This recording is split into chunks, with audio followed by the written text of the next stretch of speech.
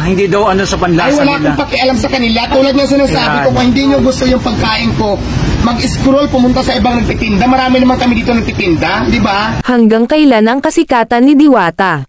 Si Diwata ngayon ang maituturing na pinakasikat na personalidad sa social media. Nagmistulan na nga siyang tourist spot sa kanyang parisan sa Pasay, pinipilahan, dinudumog. Ngunit marami na ang nagbibigay ng babala kay Diwata, hanggang kailan ang kasikatan niyang ito.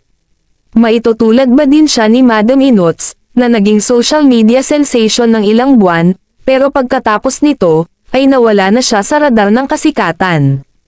Unti-unti na kasing naglalabasan ang ilang mga sentimiento, tungkol sa kanyang ibinebentang produkto.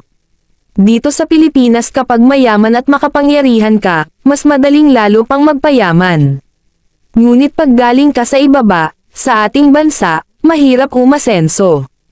Maraming sasakay sayo, maraming may inggit sayo. Kaya naman ang hiling natin kay Diwata, ay sana wag mangyari sa kanya yung mga nangyari, sa ibang internet sensation, na sumikat ng todo ng ilang buwan, pero biglang dumating ang panahon na nawala na lang sila na parang bula.